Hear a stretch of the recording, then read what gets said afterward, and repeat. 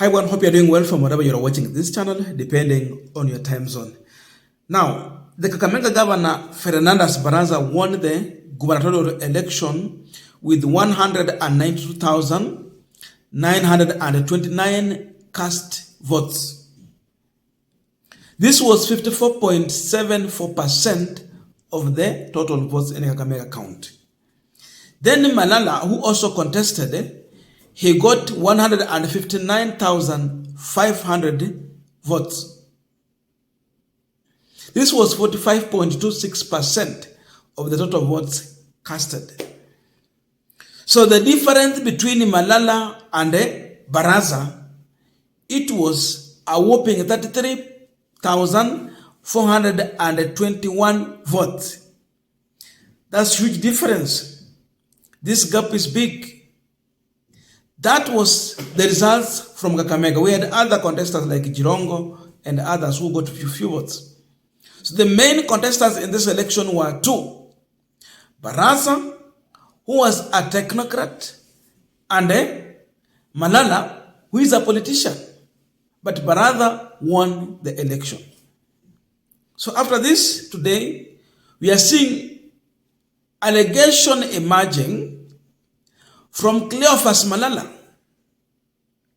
alleging that Fernandes Baraza won the election because he paid 250 million Kenyan shillings to a witch doctor.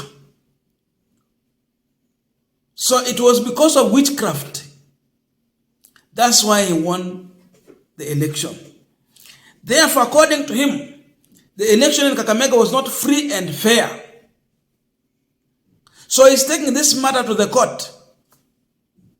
I don't know how he's going to prove, to convince the court in a matter to do with witchcraft.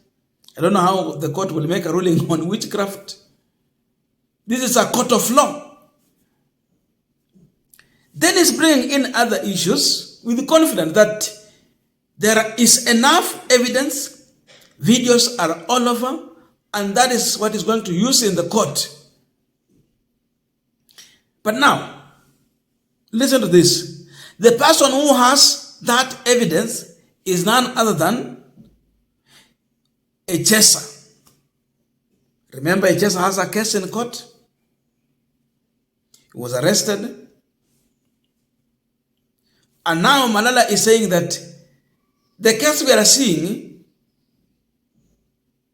Echesa facing in court, it is because they want to try and destroy the evidence that he has to do with the Baraza using witchcraft to get to power. Look at that very weak narrative from UDA Secretary General. Listen to him shortly. Kwa hiyo mambo ambayo si ya kimungu ndio apite kura, na ni ukweli alitoa pesa taslimu milioni. Now we are continuing this in a discussion, but just a quick request for those who are watching and you have not yet subscribed, please consider subscribing to our returning subscribers. I must say thank you so much, and again to all our viewers, please give this video a thumbs up. Thank you so much, and back to this discussion. Now, when you listen to Malala with such kind of allegation, then you try to compare the UDA Secretary General and the ODM Secretary General Edwin Sifuna. Imagining Malala sitting here and Sifuna here with such kind of allegation and narrative. Look at that. You can never compare the two Secretary Generals. And imagine if we have such kind of people like Malala, who wanted even to be the governor of Kakamega,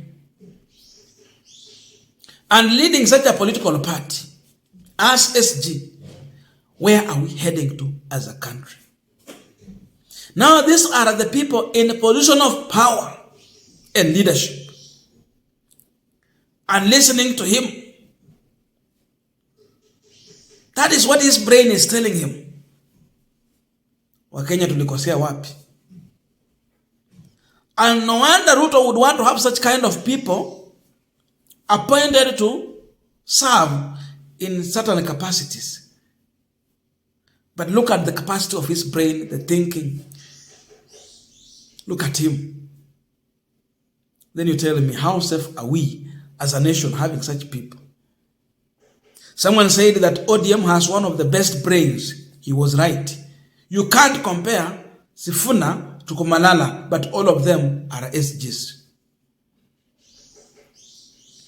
When campaign was on, the Kenya Kwanza people told us that ni maombi, si uchawi. Now, assume that what he's saying is true. For him, he was praying, and the brother went to a witch doctor. So is he telling us, in other words, that witch doctors are more powerful than the prayer he was praying? That witchcraft is so powerful than prayer? Because that is the interpretation from that statement. That mimi nilikuwa kanisani nikiomba, yeye akaenda kwa uchawi. Kwa hiyo yule alienda kwa uchawi, alimshinda. Alimshinda kwa sababu uchawi iko na nguvu kushinda maombi, ama tuseme namna gani? Malala is telling us, he's a Christian by the way, that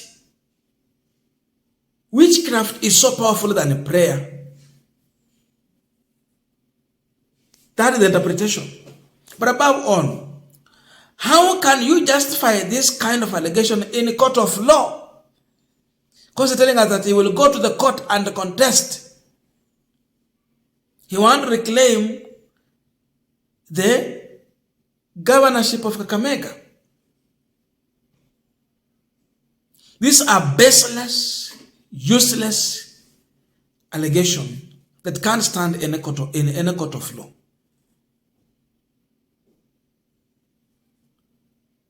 But that's their thinking.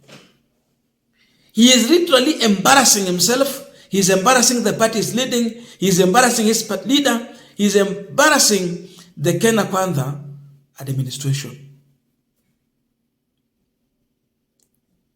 But now, playing into politics, he's bringing in the issue of Rashid Echesa. That Rashid Echesa has the record, the evidence, and the guardians that is holding to videos proving that what Malala is talking about is true, that indeed Baraza involved himself in witchcraft exercise. And according to him, that is the reason why Echesa has been arrested so that they can destroy the evidence. Look at that. These are so weak. They're so weak statement. We know Baraza has his issues. He kidnapped himself. He tied himself. And he was using Baraza's name to justify what he was doing. Remember, he defied a court order. He refused to go to court 2 times. Then with that allegation, this means you want to kill someone. It's heavy. Baraza had to take action because Rashid Echesa failed to report this matter to the police station that someone had kidnapped him. So Baraza has to come clean by demanding Rashid Echesa to come clean on this matter, give evidence where it's needed. So what do? Ashikwe aende atoe ukweli. So they are bringing in all this to try and destroy Baraza's name, but nothing else. Malala has no case. He failed the election. Someone won election with a difference of 33,000 votes. He has no case to contest. And why this long? He is dreaming. He is hallucinating. This argument does not stand. He can't debate with anyone with such kind of allegation. This is a mirage. It cannot come to be true. Sasa maombi ilifika wapi? Even everything that Ruto won, he said, ni maombi. And that is a narrative in Kenya kwanza, especially in UDA. So maombi ilifika wapi? Ilifika wapi? So look at that allegation. This is only good for camera, not even for camera, because it's embarrassing.